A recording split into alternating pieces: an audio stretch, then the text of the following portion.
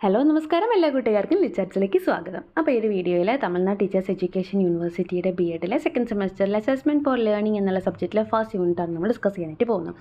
അപ്പോൾ ഇതിനകത്ത് നമ്മൾ ഡീറ്റെയിൽഡ് ആയിട്ടുള്ള വീഡിയോ എന്നുള്ള രീതിക്കല്ല, BEd സ്റ്റുഡൻറ്റ് എന്നുള്ള രീതിക്ക് നമുക്ക് എന്താ മെയിനായിട്ട് ആവശ്യമുള്ളത്, എക്സാമിനൊരു ക്യാപ്സ്യൂൾ ഫോമാറ്റിൽ വളരെ ഷോർട്ടാക്കിയിട്ടുള്ള മെയിൻ പോയിൻറ്റ്സ് എല്ലാ ടോപ്പിക്കിൻ്റെയും കവർ ചെയ്യുന്ന തരത്തിലുള്ള ഒരു പ്രിപ്പറേഷനാണ് ഞാനിവിടെ ചെയ്തിട്ടുള്ളത്. അപ്പോൾ അത് നിങ്ങൾക്ക് എക്സാമിന് പഠിക്കുന്ന സമയത്ത് ഇതെങ്കിലും ജസ്റ്റ് മെയിനായിട്ട് ഓർത്ത് വെച്ചാൽ ഇതിനെ നമുക്ക് എക്സ്പാൻഡ് ചെയ്തിട്ട് എത്ര മാർക്കിനാണ് നമ്മൾ എഴുതാൻ ഉദ്ദേശിക്കുന്നത് ആ രീതിക്ക് എങ്ങനെ വേണമെങ്കിലും നമുക്ക് എക്സ്പാൻഡ് ചെയ്യാനായിട്ട് സാധിക്കും. അപ്പോൾ അത്തരത്തിലുള്ള വളരെ ഷോർട്ടായിട്ടുള്ള എന്നാൽ എല്ലാ ടോപ്പിക്കുകളും കവർ ചെയ്യുന്ന തരത്തിലുള്ള പോയിൻറ്റ് വൈസ് ആയിട്ടുള്ള നോട്ട്സ് വിത്ത് പ്രസൻറ്റേഷനാണ് നമ്മളിവിടെ ചെയ്യാനായിട്ട് പോകുന്നത് കേട്ടോ. അപ്പം നമുക്ക് നമ്മുടെ ഫസ്റ്റ് യൂണിറ്റ് ആയിട്ടുള്ള ബേസിക്സ് ഓഫ് അസസ്മെൻ്റ് ആണ് നമ്മൾ ഈ ഒരു വീഡിയോയിൽ ചെയ്യാനായിട്ട് പോകുന്നത്. അപ്പോൾ ഇതിനകത്ത് ഫസ്റ്റ് നമുക്ക് ആ ടൈറ്റിൽ കാണുമ്പോൾ തന്നെ മനസ്സിലാവും അസസ്മെൻറ്റിനെ കുറിച്ചാണ്, അതിൻ്റെ ബേസിക് ആയിട്ടുള്ള കാര്യങ്ങളാണ് ഈ ഒരു യൂണിറ്റിൽ ഡിസ്കസ് ചെയ്യണമെന്നുള്ളത് നമുക്ക് മനസ്സിലാവും. അപ്പോൾ ഫസ്റ്റ് ടോപ്പിക്കിന് അതിനകത്ത് വരുന്ന അസസ്മെൻ്റ് ആണ്. എന്താണ് അസസ്മെൻറ്റ്, അതിൻ്റെ മീനിങ് എന്താണ്, ഡെഫിനിഷൻ എന്താണ്, അതൊക്കെയാണ് നമുക്ക് പഠിക്കാനായിട്ടുള്ളത്. അപ്പോൾ എന്താണ് അസസ്മെൻറ്റ് അല്ലെങ്കിൽ അതിൻ്റെ മീനിങ് എന്താണ്? Assessment is A process of evaluating student learning, understanding and performance. അപ്പം അസസ്മെൻറ്റ് എന്ന് പറഞ്ഞിട്ടുണ്ടെങ്കിൽ എന്താണ്, ഒരു സ്റ്റുഡൻറ്റിൻ്റെ അല്ലെങ്കിൽ ക്ലാസ്സിൽ പഠിപ്പിക്കുന്ന കുട്ടികളുടെ ലേണിങ്ങിൻ്റെ അല്ലെങ്കിൽ അവർക്ക് എത്രത്തോളം അവർ പഠിക്കുന്നുണ്ട്, എത്രത്തോളം അവർക്ക് മനസ്സിലാവുന്നുണ്ട്, എത്രത്തോളം നന്നായിട്ട് അവർ പെർഫോം ചെയ്യുന്നുണ്ട് എന്നൊക്കെ ഇവാലുവേറ്റ് ചെയ്യുന്ന അല്ലെങ്കിൽ മെഷർ ചെയ്യുന്ന ആ ഒരു പ്രോസസ്സിനെയാണ് നമ്മൾ അസസ്മെൻറ്റ് എന്നതുകൊണ്ട് ഉദ്ദേശിക്കുന്നത്. എത്രത്തോളം ആ കുട്ടി ശ്രദ്ധിക്കുന്നുണ്ട്, മനസ്സിലാവുന്നുണ്ട്, ആ കുട്ടി പെർഫോം ചെയ്യുന്നുണ്ട്, ഇതെല്ലാം മനസ്സിലാക്കി എടുക്കുന്ന ആ ഒരു പ്രോസസ്സിനെയാണ് നമ്മൾ അസസ്മെൻറ്റ് എന്നതുകൊണ്ട് ഉദ്ദേശിക്കുന്നത്. നമുക്കറിയാം അസസ്മെൻറ്റൊക്കെ നമുക്ക് അറിയാത്ത വാക്കുകളൊന്നുമില്ല, പക്ഷേ ജസ്റ്റ് ഒന്ന് ലൈനായിട്ട് എഴുതാനായിട്ട് പഠിക്കുക. ഇതേപോലെ തന്നെ എഴുതണമെന്നൊന്നുമില്ല, നിങ്ങളുടേതായ രീതിയിൽ എഴുതാം, കാര്യം മനസ്സിലാവുന്ന തരത്തിൽ. ഇനി ഡെഫിനിഷനാണ് ചോദിക്കുന്നത്. Assessment involves collecting and analyzing data to measure student achievement, progress and skills, often using various methods such as tests, quizzes, projects and observations. അപ്പോൾ അസസ്മെൻറ്റിനകത്ത് എന്തൊക്കെ വരുന്നുണ്ട്, നമ്മൾ ഒരുപാട് ഡാറ്റകൾ നമുക്കതിന് കളക്ട് ചെയ്യേണ്ടി വരും. എന്തിനൊക്കെ വേണ്ടിയിട്ട്, കുട്ടികളുടെ അച്ചീവ്മെൻറ്റ് മെഷർ ചെയ്യാം, പ്രോഗ്രസ് എത്രത്തോളം പുരോഗമനം ഉണ്ട് കുട്ടിക്ക് എന്നുള്ളത് മനസ്സിലാക്കാം, അതേപോലെ തന്നെ കുട്ടിയുടെ സ്കില്ലുകളിൽ വന്നിട്ടുള്ള ചേഞ്ചസ് എന്തൊക്കെയാണ്, അതിന് വേണ്ടി നമ്മൾ എന്തൊക്കെ യൂസ് ചെയ്യാം, ടെസ്റ്റുകൾ, ഇത് എക്സാമുകൾ പോലെ ടെസ്റ്റുകൾ, ക്വിസുകൾ, പ്രൊജക്റ്റുകൾ, ഒബ്സർവേഷൻസ് ഒക്കെ യൂസ് ചെയ്തുകൊണ്ട് നമുക്ക് എന്ത് ചെയ്യാൻ സാധിക്കും, ഒരു കുട്ടിക്ക് എത്രത്തോളം ഇമ്പ്രൂവ്മെൻ്റ് ഉണ്ട്, എന്തൊക്കെയാണ് ആ കുട്ടിക്ക് വന്നിട്ടുള്ള മാറ്റങ്ങൾ, എത്രത്തോളം അച്ചീവ്മെൻറ്റ്സുകൾ ആ കുട്ടി നേടിയെടുത്തിട്ടുണ്ട് എന്നൊക്കെയും മനസ്സിലാക്കുന്ന അനലൈസ് ചെയ്യുന്നതിനെയാണ് നമ്മൾ അസസ്മെൻറ്റ് എന്നതുകൊണ്ട് ഉദ്ദേശിക്കുന്നത്. ഇതിന് തന്നെ പല പല ഡെഫിനിഷൻസ് നമുക്ക് സെർച്ച് ചെയ്ത് കഴിഞ്ഞാൽ കിട്ടും. എന്താ പറയുക, മെയിനായിട്ടുള്ള ഒരുപാട് ആളുകൾ പറഞ്ഞിട്ടുള്ള കൊട്ടേഷൻസ് പോലത്തെ ഡെഫിനിഷൻസും കാര്യങ്ങളും അങ്ങനെയായിട്ട് നിങ്ങൾക്ക് എഴുതണമെങ്കിൽ അങ്ങനെ എഴുതാം. ഇന്ന വ്യക്തി ഈ രീതിയിൽ പറഞ്ഞു, ആ രീതിക്ക് വേണമെങ്കിൽ നിങ്ങൾക്ക് അങ്ങനെ എഴുതാം, എങ്ങനെ വേണമെങ്കിലും എഴുതാം. ജസ്റ്റ് ഒരു ഫോർമാറ്റ് മാത്രമാണ്, നിങ്ങൾക്ക് നിങ്ങളുടേതായ രീതിയിൽ എഴുതാം. The goal of assessment is to understand student strengths, weakness and areas for improvement, informing instruction and supporting student growth. അപ്പോൾ ഈ അസസ്മെൻറ്റ് കൊണ്ട് എന്താണ് ഉദ്ദേശിച്ചത്, ഒരു എയിം എന്ന് പറയുന്നത് എന്താണ്, കുട്ടികളുടെ സ്ട്രെങ്ത് എന്തൊക്കെയാണ്, വീക്ക്നെസ് എന്തൊക്കെയാണ്, ഏതൊക്കെ ഭാഗങ്ങളിലാണ് ഇനി ആ കുട്ടിക്ക് ഇമ്പ്രൂവ് ചെയ്യാനുള്ളത്, അത്തരത്തിലുള്ള കാര്യങ്ങളൊക്കെ നമ്മൾ പഠിപ്പിക്കുന്ന ആൾ മനസ്സിലാക്കിയെടുക്കാൻ വേണ്ടിയിട്ടാണ് നമ്മൾ അസസ്മെൻറ്റ് നടത്തുന്നത്. ഇനി മെഷർമെൻറ്റ് എന്താണ്, അസസ്മെൻറ്റ് എന്താണ്, ഇവാലുവേഷൻ എന്താണ്, ഈ മൂന്ന് ടോപ്പിക്കുകളാണ്. ഏകദേശം സിമിലിയർ ആയിട്ടുള്ള എന്നാൽ പരസ്പരം കണക്ട് ചെയ്ത് പോകുന്ന മൂന്ന് കാര്യങ്ങളാണ് മെഷർമെൻറ്റ്, അസസ്മെൻറ്റ് ആൻഡ് ഇവാലുവേഷൻ. അപ്പോൾ എന്താണ് ഇതിൻ്റെ മെയിൻ പോയിൻറ്റ്സ് എന്ന് നോക്കാം. ഇതൊക്കെ ജസ്റ്റ് വൺ വേർഡായിട്ടാണ്, വൺ സെൻറ്റൻസ് ആയിട്ടാണ് പറയുന്നുള്ളൂ, മെയിൻ പോയിൻറ്റ് മാത്രം, കാര്യം മനസ്സിലാവുക, അതിനെ ബാക്കി നമുക്ക് എക്സ്പാൻഡ് ചെയ്യാം.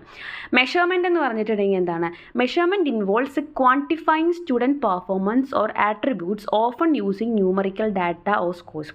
അപ്പോൾ മെഷർമെൻറ്റ് കൊണ്ട് എന്താണ് ഉദ്ദേശിക്കുന്നത്, അതിനകത്ത് നമുക്കറിയാം മെഷർ ചെയ്യുക, അളന്നെടുക്കുക എന്നുള്ളൊരു മീനിങ് ആണ് അല്ലേ. അപ്പോൾ അതൊരു ക്വാണ്ടിഫൈങ് ചെയ്യുകയാണ്, അതായത് ക്വാണ്ടിറ്റി ബേസ് ചെയ്തുകൊണ്ട് ഒരു കുട്ടീനെ നമ്മൾ മെഷർ ചെയ്യുന്നതിനെയാണ് നമ്മൾ എന്ത് പറയുന്നത്, മെഷർമെൻറ്റ് എന്നതുകൊണ്ട് ഉദ്ദേശിക്കുന്നത്.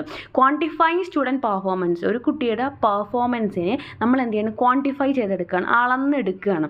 അതിലെന്തൊക്കെയാവാം, പെർഫോമൻസ് ഓർ ആട്രിബ്യൂട്ട്സ്, കുട്ടിയുടെ പെർഫോമൻസ് ആവാം, ആട്രിബ്യൂട്ടുകളായിരിക്കാം. ഓഫൺ യൂസ് ചെയ്യും ന്യൂമറിക്കൽ ഡാറ്റ ഓർ സ്കോർസ്, അവിടെ നമ്മൾ ഗ്രേഡായിട്ട് അല്ലെങ്കിൽ മാർക്കായിട്ട് കൊടുക്കും, ഏതെങ്കിലും സ്കില്ലായിക്കോട്ടെ, ഏതെങ്കിലും എക്സാമിൻ്റെ മാർക്കുകളായിക്കോട്ടെ, അല്ലെങ്കിൽ വേറെ എന്തെങ്കിലും കാര്യങ്ങളായിക്കോട്ടെ, അതിനൊക്കെ നമ്മൾ 50, 10, 20, 100 എന്നൊക്കെ പറഞ്ഞാൽ മാർക്കായിട്ട് കൊടുക്കില്ലേ, അങ്ങനെ മാർക്സായിട്ട് അല്ലെങ്കിൽ ഗ്രേഡുകളായിട്ട് കറക്റ്റായിട്ട് നമ്മൾ എണ്ണി കൊടുക്കുകയെന്ന് പറയില്ല, മാർക്കുകളൊക്കെ നമ്മളങ്ങനെ മെഷർ ചെയ്തിട്ട് അല്ലെങ്കിൽ എന്താ പറയുക ക്വാണ്ടിറ്റി അല്ലേ പറയുന്നത്.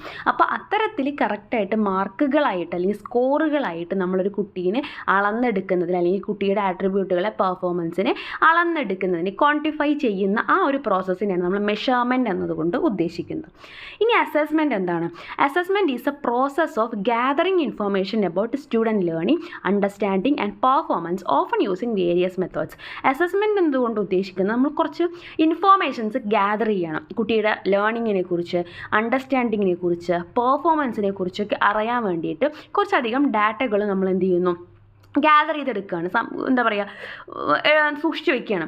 Often using various method. അതിന് പല പല മെത്തേഡുകൾ നമുക്ക് യൂസ് ചെയ്യാം. പല പല മെത്തേഡുകൾ നമ്മൾ യൂസ് ചെയ്തിട്ട് ഓരോ കുട്ടിയുടെയും എത്രത്തോളം ആ കുട്ടി പഠിക്കുന്നുണ്ട്, എത്രത്തോളം അവന് മനസ്സിലാവുന്നുണ്ട്, എത്രത്തോളം നന്നായിട്ട് അവൻ പെർഫോം ചെയ്യുന്നത്, അത് എല്ലാ മേഖലകളും കേട്ടോ, എക്സാം വൈസ് മാത്രമല്ല, അതിനെയൊക്കെയും നമ്മൾ അതിൻ്റെയൊക്കെ പല പല സോഴ്സുകളിൽ നിന്നുള്ള ഇൻഫോർമേഷൻ നമ്മൾ എന്ത് ചെയ്യുന്നു, ഗ്യാദർ ചെയ്തെടുക്കുന്നു.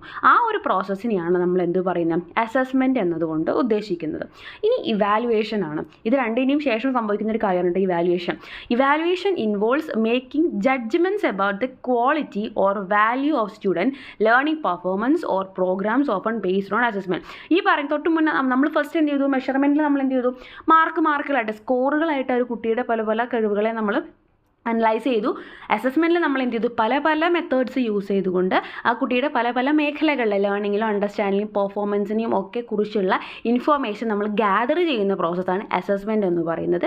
ഇവാലുവേഷനിൽ എന്താ സംഭവിക്കുന്നത്, ഇതേ കാര്യത്തിന് കിട്ടിയ ഇൻഫോർമേഷൻ, നമ്മുടെ കയ്യിൽ ഇപ്പോൾ എന്ത് കിട്ടിയിട്ടുണ്ട്, സ്കോറുകൾ കിട്ടിയിട്ടുണ്ട്, പല പല മെത്തേഡുകൾ വഴി നമ്മൾ സ്വീകരിച്ചിട്ടുള്ള ഒരുപാട് ഇൻഫോർമേഷൻ ആ കുട്ടിയെ കിട്ടിയിട്ടുണ്ട്, കുട്ടിയെക്കുറിച്ച് കിട്ടിയിട്ടുണ്ട്. ഇതിനൊക്കെയും ശേഷം നമ്മൾ എന്ത് ചെയ്യുകയാണ്, ജഡ്ജ് ചെയ്യാണ്. ഇതിനൊക്കെയും ശേഷം ആഫ്റ്ററായിട്ട് നമ്മൾ എന്ത് ചെയ്യാണ്, ജഡ്ജ് ചെയ്യാണ് about the quality or value of student. ഈ കുട്ടിക്ക് എത്രത്തോളം ക്വാളിറ്റി ഉണ്ട്, എത്രത്തോളം വാല്യൂ ഉണ്ട് എന്ന് നമ്മൾ ജഡ്ജ് ചെയ്യുന്ന ലാസ്റ്റ് സ്റ്റേജിനെയാണ് ഇവാലുവേഷൻ എന്നതുകൊണ്ട് ഉദ്ദേശിക്കുന്നത്. അവിടെ എത്തുമ്പോഴേക്കും നമുക്ക് എന്ത് മനസ്സിലാവും, തൊട്ട് മുന്നേ ചെയ്ത മെഷർമെൻറ്റിൻ്റെയും അസസ്മെൻറ്റിൻ്റെയൊക്കെ റിസൾട്ട് നമ്മൾ മുന്നിൽ നിരത്തി വെച്ചിട്ട് നമ്മൾ എന്ത് ചെയ്യുകയാണ്, ഇവാലുവേറ്റ് ചെയ്യുകയാണ്.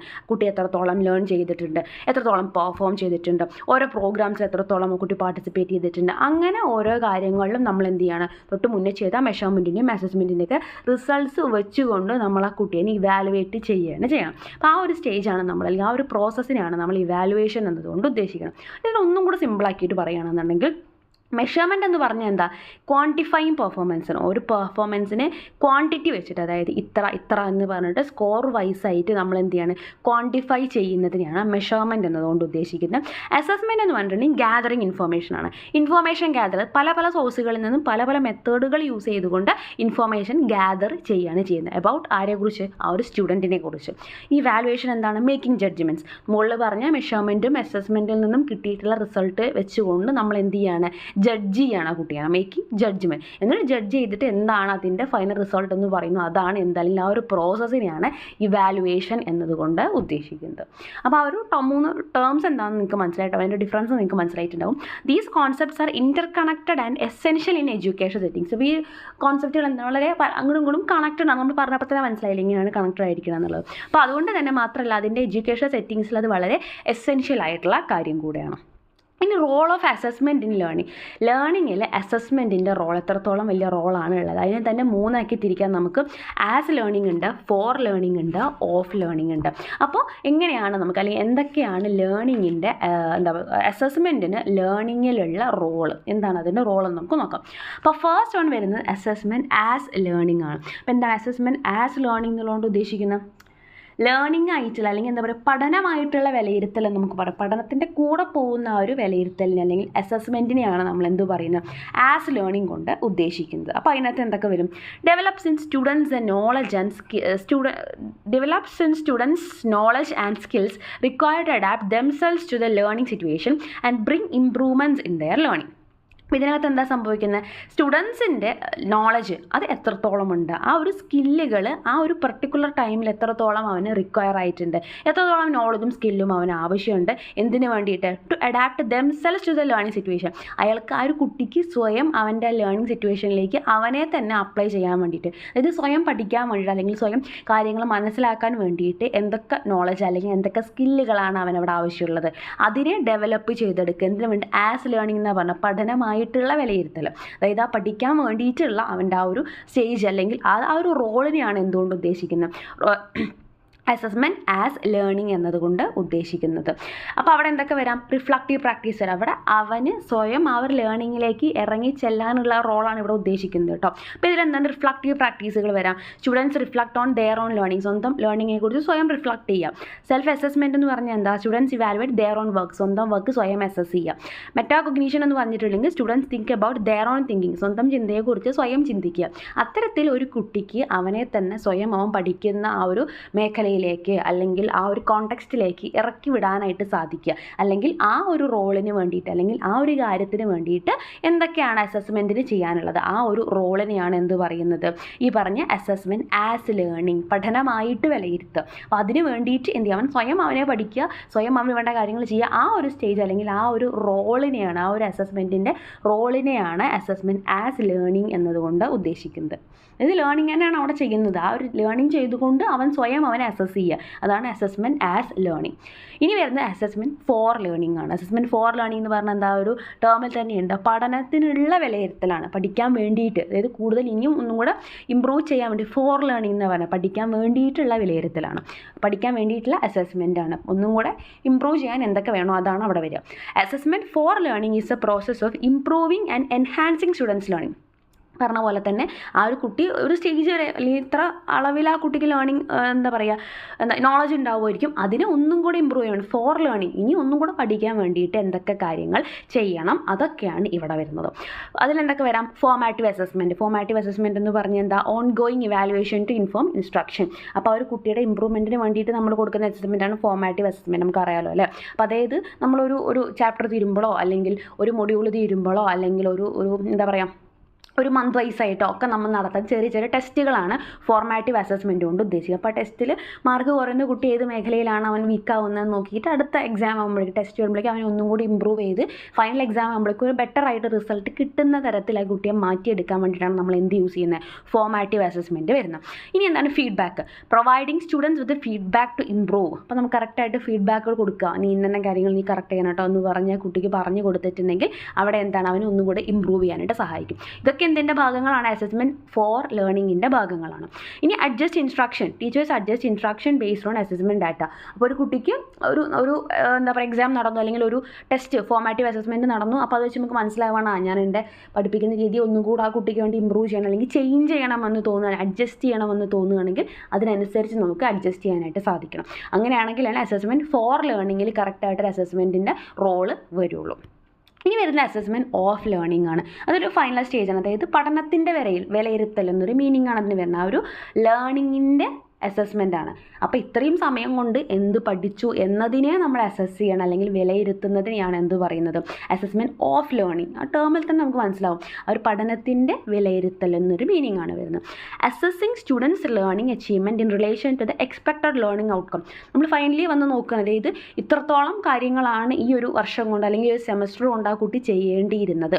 അതെന്താണ്? നമ്മുടെ ഫൈനൽ ഔട്ട്കം ആണ്, ലേണിംഗ് ഔട്ട്കം ആണ്.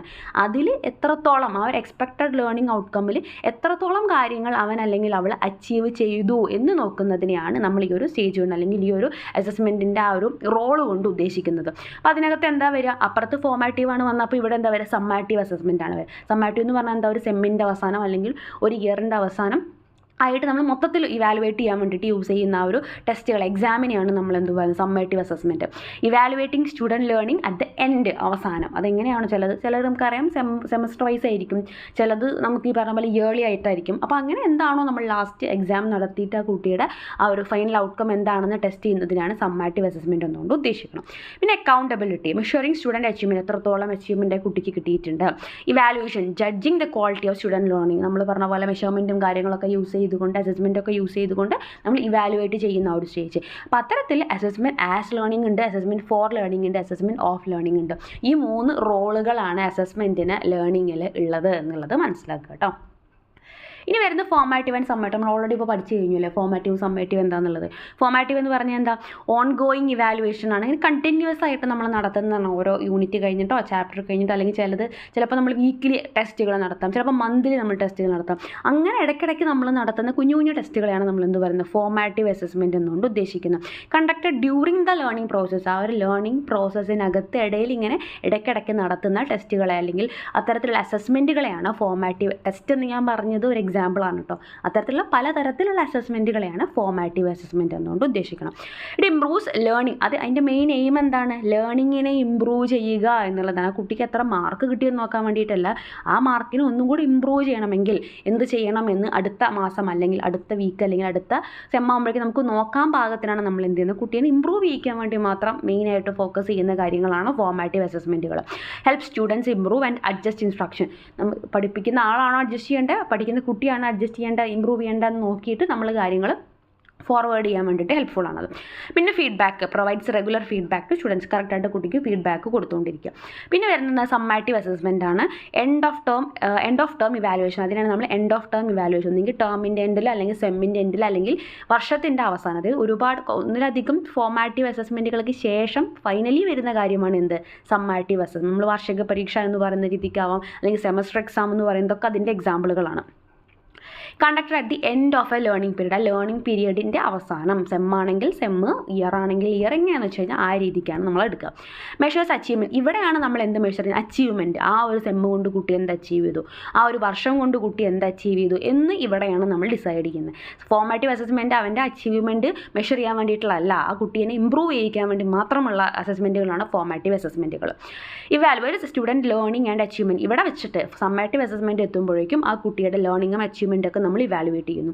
Accountability often used for grading promotions. ഇവിടെയാണ് നമ്മൾ കുട്ടി ജയിച്ചോ തോച്ചോ സപ്ലൈ ഉണ്ടോ എന്നൊക്കെ നമ്മൾ നോക്കില്ല. അത് ഇവിടെയാണ് സമ്മേറ്റീവ് അസസ്മെൻറ്റിന് ശേഷമാണ്, സെമസ്റ്റർ എക്സാം അല്ലെങ്കിൽ എന്താ പറയുക ഇയർലി എക്സാമുകൾക്കൊക്കെ ശേഷം വരുന്ന ആ ഒരു സ്റ്റേജിലാണ് നമ്മൾ എന്ത് ചെയ്യുന്നത്, കുട്ടിയുടെ ഗ്രേഡിങ് നടത്തുന്നത്. പ്രൊമോഷൻ ഉണ്ടോ, അതോ ഫെയിൽ ആവുകയാണോ ചെയ്തിട്ടുള്ള സർട്ടിഫിക്കറ്റ് പ്രൊവൈഡ് ചെയ്യണോ എന്നൊക്കെ നമ്മൾ ഡിസൈഡ് ചെയ്യുന്നത് എന്തിൽ കൂടെയാണ്, സമ്മാറ്റീവ് അസസ്മെൻറ്റിൽ കൂടെ. ഇത് ഇമ്പോർട്ടൻ്റ് ആണ്. ഒരുപാട് സബ്ജക്റ്റുകളിൽ നിങ്ങൾക്ക് ഇതേ സെയിം സാധനം തന്നെ ചോദിക്കും. പിന്നെ നിങ്ങളിത് ശ്രദ്ധിക്കേണ്ട കാര്യം എന്ന് വെച്ചാൽ ഈ ഒരു സബ്ജക്റ്റിൽ മെയിനായിട്ടും അസസ്മെൻറ്റ് വെച്ചിട്ട് തന്നെ ഒരുപാട് കാര്യം നമ്മളിപ്പോൾ കണ്ടു. റോളുകൾ എന്താ പറയുക, അസസ്മെൻറ്റിൻ്റെ റോളുകൾ ചോദിച്ചു, മീനിങ് ചോദിച്ചു, ഡെഫിനിഷൻ ചോദിച്ചു, ഫോമാറ്റീവ് അസസ്മെൻറ്റും സമ്മാറ്റീവ് അസസ്മെൻറ്റും. ഇതിലൊക്കെ നിങ്ങൾക്ക് ഫസ്റ്റ് എഴുതി തുടങ്ങാം. നമുക്ക് പേജുകൾ കുറേ എഴുതാനുള്ളത് കൊണ്ട് തന്നെ ഫസ്റ്റ് നമുക്ക് എന്താണ് അസസ്മെൻറ്റ് എന്ന് പറഞ്ഞുകൊണ്ട് തന്നെ വേണമെങ്കിൽ നമുക്ക് ഒരുവിധം എല്ലാ ക്വസ്റ്റ്യൻസും നമുക്ക് അറ്റൻഡ് ചെയ്യാം. ഫസ്റ്റ് ഇപ്പോൾ നമ്മൾ ഫോമാറ്റീവ് അസസ്മെൻറ്റ് സമ്മാറ്റീവ് അസസ്മെൻറ്റ് ചോദിക്കണം. അപ്പോൾ തന്നെ നമുക്ക് ഫസ്റ്റ് അസസ്മെൻറ്റ് എന്ന് പറയുന്നത് ഇതാണെന്ന് പറഞ്ഞിട്ട് വേണമെങ്കിൽ നമുക്കൊരു പാരഗ്രാഫ് കൊടുക്കാം. എന്നിട്ട് മതി വേണമെങ്കിൽ നമുക്ക് ഈ പറയുന്ന ഫോമാറ്റീവ് സമ്മാറ്റീവ് എഴുതേണ്ടുള്ളൂ. അപ്പോൾ നമുക്ക് അത്രയും സ്പേസ് കൂടുതൽ കവർ ചെയ്യാനായിട്ട് സാധിക്കും. ഇനി അതിന് ഷോർട്ടാക്കി പറയുകയാണ്, ഫോമാറ്റീവ് assessment focuses on improving learning. ഒരു കുട്ടിയുടെ ലേണിങ്ങിനെ ഇംപ്രൂവ് ചെയ്യിക്കാൻ വേണ്ടിയിട്ട് ഫോക്കസ് ചെയ്തുകൊണ്ടുള്ള അസസ്മെൻറ്റുകളാണ് ഫോമാറ്റീവ് അസസ്മെൻറ്റ്.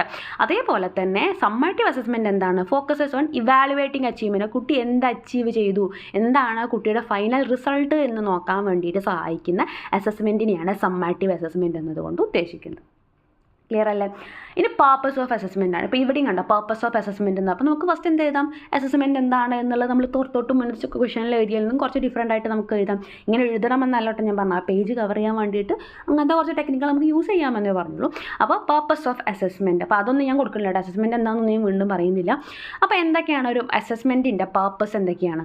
Measuring student learning. ഒന്നെന്താണ് സ്റ്റുഡൻറ്റ് ലേണിങ്ങിനെ മെഷർ ചെയ്യുക. Evaluating student understanding and achievement. എത്രത്തോളം അവൻ മനസ്സിലാവുന്നുണ്ട്, എത്രത്തോളം അവൻ പഠിക്കുന്നുണ്ട്, എന്താണ് അവൻ അച്ചീവ് ചെയ്തത് എന്നൊക്കെ മനസ്സിലാക്കാൻ വേണ്ടിയിട്ട് വാലുവേറ്റ് ചെയ്യാൻ വേണ്ടിയിട്ട് നമുക്ക് അസസ്മെൻറ്റ് യൂസ് ചെയ്യാം. Informing instruction, guiding teachers to adjust their teaching methods. ഈ പഠിപ്പിക്കുന്ന ടീച്ചർക്ക് സ്വയം ഇമ്പ്രൂവ് ചെയ്യാൻ അല്ലെങ്കിൽ ഒന്നുകൂടി അഡ്ജസ്റ്റ്, ഞാൻ ഇങ്ങനെയല്ല ഇങ്ങനെയാണ് എടുക്കേണ്ടത് എന്ന് സ്വയം ഒന്ന് അഡ്ജസ്റ്റ് ചെയ്യാൻ വേണ്ടിയിട്ട് നമുക്ക് അസസ്മെൻറ്റുകൾ നമ്മളെ ഹെൽപ്പ് ചെയ്യും. Improving student performance. ഈ ഒരു ഐഡൻറ്റിഫൈങ് ഏരിയാസ് ഫോർ ഇമ്പ്രൂവ്മെൻറ്റ്, ഏതൊക്കെ ഭാഗങ്ങളിലാണ് കുട്ടി ഇമ്പ്രൂവ് ചെയ്യേണ്ടത് എന്ന് നമുക്കും അതേപോലെ കുട്ടിക്ക് മനസ്സിലാക്കി കൊടുക്കാനും വേണ്ടിയിട്ട് എന്ത് സഹായിക്കും, അസസ്മെൻറ്റുകൾ സഹായിക്കും. Accountability, evaluating student progress and programme effectiveness. ആ കുട്ടിയുടെ പ്രോഗ്രസ് എത്രത്തോളം ഉണ്ട്, ആ കുട്ടിയുടെ പ്രോഗ്രാമിൻ്റെ എഫക്റ്റീവ്നെസ് എത്രത്തോളം ഉണ്ട് എന്നൊക്കെ കറക്റ്റായിട്ട് നമുക്ക് മനസ്സിലാക്കാൻ അസസ്മെൻറ്റ് സഹായിക്കും. പിന്നെ feedback, providing students with feedback to enhance learning. കറക്റ്റായിട്ട് നമ്മൾ ഫീഡ്ബാക്ക് കൊടുത്തിട്ടുണ്ടെങ്കിൽ നമുക്ക് അവിടെ എന്തിനു സഹായിക്കും, ആ കുട്ടിയുടെ ലേണിംഗ് ഒന്നുകൂടെ കുട്ടിക്ക് മനസ്സിലാവും. ഫീഡ്ബാക്ക് എന്ന് പറഞ്ഞാൽ പോസിറ്റീവ് ആവും നെഗറ്റീവ് ആവും. ഇത് നന്നായിട്ടുണ്ട്, ഈ സബ്ജക്റ്റ് നന്നായി ചെയ്യുന്നുണ്ട്, നീ എക്സാം നന്നായി അറ്റൻഡ് ചെയ്തിട്ടുണ്ട് എന്ന് പറഞ്ഞാൽ അതും ഫീഡ്ബാക്കാണ്. അതേപോലെ നീ ഒന്നുകൂടി ഇമ്പ്രൂവ് ചെയ്യണമായിരുന്നു, ഇത്ര പഠിച്ചാൽ പോരാ എന്നുള്ള രീതിക്ക് ഇങ്ങനെ കൂടെ നീ പഠിക്കണം എന്ന് പറഞ്ഞു കൊടുത്താൽ അതും എന്താണ്, ഫീഡ്ബാക്കാണ്. കുട്ടിക്ക് മനസ്സിലാവുകയാണ് ഇങ്ങനെ കൂടെ ഞാൻ ചെയ്യണം, അല്ലെങ്കിൽ ഇങ്ങനെ ഞാൻ ചെയ്യുന്നത് കറക്റ്റാണ് എന്നൊരു ചിന്ത കുട്ടിക്ക് മനസ്സിലാക്കി കുട്ടിക്ക് ഒന്നും കൂടെ ഇമ്പ്രൂവ് ചെയ്യാനായിട്ട് സാധിക്കും. അപ്പോൾ അതൊക്കെയാണ് അസസ്മെൻറ്റിൻ്റെ പർപ്പസുകൾ വരുന്നത്. ഇനി പ്രിൻസിപ്പിൾസ് ആണ്, principles of assessment practices. Assessment പ്രാക്ടീസുകളുടെ പ്രിൻസിപ്പിൾസ്, എന്തൊക്കെ പ്രിൻസിപ്പിൾസ് നമുക്ക് എന്താ പറയുക ഇവിടെയും പറഞ്ഞപ്പോൾ നമുക്ക് അസസ്മെൻറ്റ് എന്താണെന്ന് പറഞ്ഞിട്ട് എഴുതി തുടങ്ങാമെന്നാണ് ഞാൻ ഉദ്ദേശിച്ചത് കേട്ടോ. ഇങ്ങനെ ഓരോ ടോപ്പിക്കിലും നമുക്ക് അങ്ങനെ ആഡ് ചെയ്യാവുന്നതാണ്. അപ്പോൾ എന്താ പറയുക, കുറച്ച് പ്രിൻസിപ്പിൾസ് ഇവിടെ കൊടുത്തിട്ടുണ്ട്. ഫസ്റ്റ് വൺ എന്താണ്? Validity. Assess what is intended to be assessed. നമുക്ക് കറക്റ്റായിട്ട് വാലിഡിറ്റി ഉണ്ടായിരിക്കണം ഈ കാര്യത്തിന് അല്ലേ. അതായത് what is intended to be assess, എന്താണ് അസസ് ചെയ്യാനായിട്ട് പോകുന്നത് എന്നുള്ള കാര്യം നമുക്ക് ബോധ്യമുണ്ടായിട്ട് ആ കാര്യത്തിനെ വേണം നമ്മൾ അസസ് ചെയ്യാനായിട്ട്. നമുക്ക് ആദ്യം ഒരു എയിം ഉണ്ടായിരിക്കണം. പിന്നെ റിലയബിലിറ്റി എന്ന് പറഞ്ഞാൽ വിശ്വാസ്യത എന്ന് നമ്മൾ പറയില്ലേ. Consistent and dependable assessment results. ആ ഒരു റിസൾട്ടിനെ എന്തായിരിക്കണം? വിശ്വാസയോഗ്യമായിട്ട് റിസൾട്ടായിരിക്കണം നമ്മൾ കൊടുക്കേണ്ടത്. ഫെയർനെസ്, നമുക്ക് ഫെയർ ആയിട്ടുള്ള കാര്യങ്ങൾ ചെയ്യാമെന്ന് പറയില്ലേ. Unbiased and equitable assessment opportunities. അതായത് നീതിപൂർവമായിട്ട് എന്ത് ചെയ്യണം? കുട്ടികളെ തന്നെ ഒരേപോലെ കാണണം. അതായത് അതിൽ ഒരു ബയാസും കാണിക്കാൻ പാടില്ല. നമ്മുടെ ഫേവററ്റിസവും കാര്യങ്ങളൊന്നും അവിടെ കാണിക്കാനായിട്ട് പാടില്ല. ഓരോ കുട്ടിക്കും അവൻ്റെ പെർഫോമൻസ് അനുസരിച്ചിട്ട് വേണം നമ്മൾ എന്ത് ചെയ്യാനായിട്ട്? അസസ് ചെയ്യാനായിട്ട്, അസസ്മെൻറ്റിൻ്റെ റിസൾട്ട് കൊടുക്കാനായിട്ട്. പിന്നെ ട്രാൻസ്പെറൻസി, സുതാര്യമായിട്ടായിരിക്കണം എന്ന് പറയില്ലേ. Clear assessment criteria and expectations. അതായത് ആ കുട്ടിക്ക് അറിയണം, അതായത് എന്ത് ക്രൈറ്റീരിയ വെച്ചിട്ടാണ് നമ്മൾ അസസ് ചെയ്യുന്നത്. അല്ലാണ്ട് എല്ലാം ഭയങ്കര സീക്രട്ടായിട്ട് വെച്ചാൽ അങ്ങനെയല്ല ചെയ്യേണ്ടത്. ഇന്ന ക്രൈറ്റീരിയ ആണ് നമ്മൾ എടുക്കുന്നത് എന്ന് കറക്റ്റായിട്ട് നമ്മൾ അവരെ അറിയിക്കണം. ഒത്തൻറ്റിസിറ്റി, വിശ്വാസയോഗ്യത അല്ലെങ്കിൽ വിശ്വാസ്യത എന്നൊക്കെ പറയില്ലേ. Relevant and meaning full assessment tax. വളരെ നമുക്ക് എന്താ പറയുക കുറച്ചുകൂടെ റെലവൻ്റ് ആയിട്ടുള്ള, നമുക്ക് റീസെൻ്റ്ലി നമുക്ക് ആവശ്യമായിട്ടുള്ള, അല്ലെങ്കിൽ നമുക്ക് അവർക്ക് അവരുടെ ഡെയിലി ലൈഫിൽ അവർക്ക് യൂസ് ചെയ്യാൻ വേണ്ടിയിട്ട് പറ്റുന്ന തരത്തിലുള്ള, അതേപോലെ തന്നെ മീനിങ് ഫുൾ ആയിട്ടുള്ള തരത്തിലുള്ള അസസ്മെൻറ്റ് ടാസ്കുകൾ വേണം കൊടുക്കുക. ഒരു ആവശ്യമില്ലാത്ത, അവർക്ക് ഒരിക്കലും യൂസ് ആവാൻ സാധ്യതയില്ലാത്ത കാര്യങ്ങളൊന്നും വെച്ചിട്ട് അവരെ അസസ് ചെയ്യാനായിട്ട് നിൽക്കരുത്. These principles ensure that assessments are effective, trustworthy and support student learning. അപ്പോൾ ഈ ഒരു പ്രിൻസിപ്പിൾസ് എന്തിനു വേണ്ടിയിട്ടാണ്? അസസ്മെൻറ്റ് വളരെ എഫക്റ്റീവ് ആണെന്നും വിശ്വാസയോഗ്യമാണെന്നും അതേപോലെ തന്നെ കുട്ടികളെ തന്നെ സപ്പോർട്ട് ചെയ്യുന്നതാണ് എന്നും ഉറപ്പ് വരുത്താൻ വേണ്ടിയിട്ടുള്ള പ്രിൻസിപ്പിൾസാണ്. ഇനി വരുന്നത് ഇതൊരു എന്താ പറയുക, ഇങ്ങനെ സെപ്പറേറ്റ് ആയിട്ട് വേണമെങ്കിൽ അങ്ങനെ പഠിക്കാം. സെപ്പറേറ്റ് ആയിട്ട് തന്നെയാണ് ഞാൻ അതിൻ്റെ പോയിൻറ്റ്സ് കൊടുത്തത്. പക്ഷേ ടൈറ്റിലിന് ഒന്നിച്ചാണ് കൊടുത്തിരിക്കുന്നത് കേട്ടോ. Principles related to selection of methods for assessment, collection of assessment information, judging and scoring of students performances, summarization and interpretation, reporting of assessment findings. കുറച്ച് പ്രിൻസിപ്പിൾസ് തന്നെയാണ് പറയുന്നത്. സെപ്പറേറ്റ് നമുക്ക് എന്താ പറയുക ഭാഗങ്ങളാക്കി കട്ട് ചെയ്ത് സ്പ്ലിറ്റ് ചെയ്തിട്ട് തന്നെയാണ് അത് പോയിൻറ്റ്സ് കൊടുത്തിട്ടുള്ളത്. ഫസ്റ്റ് വരുന്നത് principles related to selection of methods for assessment. ഒരു അസസ്മെൻറ്റിന് നമ്മൾ കുറച്ച് മെത്തേഡുകൾ സെലക്ട് ചെയ്യുമ്പോൾ അത് പ്രൊജക്റ്റുകളായിരിക്കാം, സെമിനാറുകളായിരിക്കാം, അല്ലെങ്കിൽ എന്തെങ്കിലും എന്താ പറയുക അത്തരത്തിലുള്ള എന്തെങ്കിലും എക്സാംസ് ആയിരിക്കാം, ടെസ്റ്റുകളായിട്ടായിരിക്കാം. അങ്ങനെ ഏത് രീതിക്കാണെങ്കിലും പല മെത്തേഡുകളുണ്ടല്ലോ. അത്തരത്തിലുള്ള മെത്തേഡുകൾ സെലക്ട് ചെയ്യുന്നതിന് മുന്നേ നമ്മൾ എന്തൊക്കെ പ്രിൻസിപ്പിൾസ് ആണുള്ളത്, അല്ലെങ്കിൽ എന്തൊക്കെ പ്രിൻസിപ്പിൾസ് ആണ് നമ്മൾ ഫോളോ ചെയ്യേണ്ടത് എന്നാണ് ഫസ്റ്റ് ടോപ്പിക് വരുന്നത്. അപ്പോൾ സെലക്ഷൻ ഓഫ് മെത്തേഡുകൾ, ഈ ഒരു അസസ്മെൻറ്റിന് വേണ്ടിയിട്ടുള്ള മെത്തേഡുകൾ സെലക്ട് ചെയ്യുമ്പോൾ നമ്മൾ ഫോളോ ചെയ്യേണ്ട പ്രിൻസിപ്പിൾസ്. അപ്പോൾ ഒന്നെന്താണ്? അലൈൻമെൻ്റ് ആണ്. Align with learning objectives. അതായത് എന്ത് ഒബ്ജക്റ്റീവ് വെച്ചിട്ടാണോ ആ കുട്ടി പഠിത്തം തുടങ്ങിയിട്ടുള്ളത്, അല്ലെങ്കിൽ നമ്മൾ പഠിപ്പിച്ചു തുടങ്ങിയിട്ടുള്ളത്, അതിൻ്റെ കൂടെ ചേർന്ന് നിൽക്കുന്ന തരത്തിലുള്ള മെത്തേഡുകൾ തന്നെ ആയിരിക്കണം നമ്മൾ യൂസ് ചെയ്യേണ്ടത്. Validity, accurately measure student learning. വളരെ കറക്റ്റായിട്ട് നമ്മൾ എന്താ പറയുക കൃത്യമായിട്ട് അക്യുറേറ്റ് ആയിട്ട് എന്ത് ചെയ്യണം? ആ ഒരു കുട്ടിയുടെ ലേണിങ്ങിനെ മെഷർ ചെയ്യണം. റിലയബിലിറ്റി എന്ന് പറഞ്ഞാൽ എന്താ? Produce consistent result. സ്ഥിരമായിട്ടുള്ള ആ ഒരു റിസൾട്ട് ആയിരിക്കണം. അതായത് ഓരോ സമയത്ത് നമ്മൾ ആദ്യം ഒരു റിസൾട്ട് പറയുന്നു, പിന്നെ വേറെ റിസൾട്ട് പറയുന്നു, അങ്ങനെ ആവരുത്. പിന്നെ authenticity, reflect real world applications. അതിനകത്ത് എന്താ? നമുക്ക് വളരെ ഒതൻറ്റിക്കായിട്ട് നമ്മുടെ റിയൽ വേൾഡുമായിട്ട് അവർക്ക് റിലേറ്റഡ് ആയിട്ടുള്ള ആപ്ലിക്കേഷൻസ് ആയിരിക്കണം കൊടുക്കേണ്ടത്. പിന്നെ എന്താണ്? Practicality, consider feasibility and resource constraints. അതായത് അവർക്ക് പ്രാക്ടിക്കലി അപ്ലൈ ചെയ്യാൻ പറ്റുന്ന തരത്തിലുള്ള, അല്ലെങ്കിൽ ആ ഒരു റിസോഴ്സ് കാര്യങ്ങളൊക്കെ നമുക്ക് യൂസ് ചെയ്യാൻ പറ്റുന്ന തരത്തിലുള്ള കാര്യങ്ങൾ വേണം അവർക്ക് കൊടുക്കാനായിട്ട്. ഇനി എന്താണ്? ഇനി principles of collection of assessment information. Assessment ഇൻഫോർമേഷന് വേണ്ടിയിട്ടുള്ള കാര്യങ്ങളൊക്കെ കളക്ട് ചെയ്യുമല്ലോ, ആ ഒരു കാര്യങ്ങൾ കളക്ട് ചെയ്യുമ്പോൾ ശ്രദ്ധിക്കേണ്ടുന്ന പ്രിൻസിപ്പിൾസാണ് പറയുന്നത്. ഒന്നെന്താണ്? Sufficiency, collect enough information. അതായത് ആവശ്യമുള്ള ആ ഒരു കുട്ടീനെ അസസ് ചെയ്യാൻ വേണ്ടി എന്തൊക്കെ ഇൻഫോർമേഷനാണ് നമുക്ക് ആവശ്യമുള്ളത്, അതെല്ലാം നമ്മൾ പര്യാപ്തമായ അളവിൽ എന്ത് ചെയ്യണം? കളക്ട് ചെയ്തിട്ടുണ്ടായിരിക്കണം. അല്ലാണ്ട് അയ്യോ ഇത്ര ഭാഗം കിട്ടിയിട്ടില്ല, ചില കാര്യങ്ങൾ കിട്ടിയിട്ടില്ല, അങ്ങനെ ആവരുത്. പിന്നെ എന്താണ്? Relevance, collect relevant information. ആ ഒരു ആവശ്യമുള്ള ആ ഒരു സമയത്ത് റെലവൻ്റ് ആയിട്ടുള്ള ഇൻഫോർമേഷൻസ് എന്താ പറയുക മാത്രം കളക്ട് ചെയ്യാനായിട്ട് ശ്രദ്ധിക്കുക. പിന്നെ accuracy, ensure accuracy in data collection. വളരെ അക്യുറേറ്റ് ആയിട്ടുള്ള കൃത്യമായിട്ടുള്ള ഡാറ്റകൾ കളക്ട് ചെയ്യുക. അപ്രോപ്രിയേറ്റ്നെസ്, സ്യൂട്ടബിൾ ആയിട്ടുള്ള, അപ്രോപ്രിയേറ്റ് എന്ന് പറഞ്ഞാൽ സ്യൂട്ട് ആവുക എന്നല്ലേ പറയും. Suitable for the specific purpose. എന്ത് പർപ്പസ് വെച്ചിട്ടാണോ നമ്മൾ ഈ ഒരു അസസ്മെൻറ്റ് നടത്തുന്നത്, അതിന് ചേരുന്ന തരത്തിലുള്ള ഡാറ്റകൾ തന്നെ എന്ത് ചെയ്യുക? കളക്ട് ചെയ്യാനായിട്ട് ശ്രദ്ധിക്കുക. ഇനി എന്തിൻ്റെ പ്രിൻസിപ്പിൾസാണ്? ജഡ്ജിങ് ആൻഡ് സ്കോർ ചെയ്യാൻ. കുട്ടീനെ ജഡ്ജ് ചെയ്യാം, സ്കോർ ചെയ്യുകയൊക്കെ ചെയ്യുന്ന അവരുടെ സ്കോറിംഗ് ഒക്കെ ജഡ്ജ് ചെയ്യുന്ന സമയത്ത് അല്ലെങ്കിൽ ആ മാർക്സും കാര്യങ്ങളൊക്കെ കൊടുക്കുന്ന സമയത്ത് നമ്മൾ എന്തൊക്കെ പ്രിൻസിപ്പിൾസ് ഫോളോ ചെയ്യണം? ഒന്നെന്താണ് കൺസിസ്റ്റൻസി, അത് സ്ഥിരത ഉണ്ടാവണം. Apply consistent standards. പിന്നെ അതായത് എല്ലാ സമയത്തും ആ കൃത്യമായിട്ടുള്ള സ്റ്റാൻഡേർഡുകൾ ഫോളോ ചെയ്യും. ഓരോ കുട്ടിക്കും ഓരോ തരത്തിലുള്ള സ്റ്റാൻഡേർഡുകൾ വെച്ച് നമ്മൾ ഒരിക്കലും എന്താ പറയുക ജഡ്ജ് ചെയ്യാനായിട്ട് പാടില്ല. പിന്നെ എന്താണ് ഒബ്ജക്റ്റിവിറ്റി, മിനിമൈസ് ബയാസ്. അതായത് നമ്മുടെ ആ ഒരു മുൻധാരണ വെച്ചിട്ട് കുട്ടികളോട് പെരുമാറുക. ഇവൻ പഠിക്കില്ല അതുകൊണ്ട് ഇവന് കുറച്ച് മാർക്കേ വരുള്ളൂ എന്ന് വിചാരിച്ചിട്ട് ആ കുട്ടീനെ ശരിയായ രീതിയിൽ ജഡ്ജ് ചെയ്യാതെ വിടാൻ പാടില്ല. പിന്നെ എന്താണ് ട്രാൻസ്പെറൻസി, അത് സുതാര്യമായിട്ടായിരിക്കും. അതായത് ക്ലിയർ ക്രൈറ്റീരിയ ആൻഡ് ഫീഡ്ബാക്ക്, കറക്റ്റായിട്ടുള്ള ക്രൈറ്റീരിയയും ഫീഡ്ബാക്കും ഒക്കെ അവർക്ക് കൊടുത്തിരിക്കണം. അതായത് ഒരു കുട്ടിക്ക് മാർക്ക് കുറഞ്ഞിട്ടുണ്ടെങ്കിലും കൂടിയിട്ടുണ്ടെങ്കിലും എന്തുകൊണ്ടാണ് എന്നുള്ളത് അവൻ അറിയാനുള്ള ആ ഒരു രീതിക്ക് വേണം നമ്മൾ സെറ്റ് ചെയ്യാനായിട്ട്. പിന്നെ fairness, treat all students equal. എല്ലാ സ്റ്റുഡൻസിനെയും ഈക്വലായിട്ട് ട്രീറ്റ് ചെയ്യുക. അവരുടെ എബിലിറ്റീസിനനുസരിച്ചിട്ട് അവരെ ജഡ്ജ് ചെയ്യാനായിട്ട് ശ്രദ്ധിക്കുക. ഇനി എന്താണ് സമ്മറൈസേഷൻ ആൻഡ് ഇൻ്റർപ്രിട്ടേഷൻ. അപ്പോൾ ലാസ്റ്റ് നമ്മൾ സമ്മറൈസ് ചെയ്യുന്ന സമയത്ത് മാർക്കും സ്കോറും ഒക്കെ ഇൻ്റർപ്രറ്റ് ചെയ്യുന്ന സമയത്ത് എന്തൊക്കെ പ്രിൻസിപ്പിൾസാണ് നമ്മൾ ഫോളോ ചെയ്യേണ്ടത്?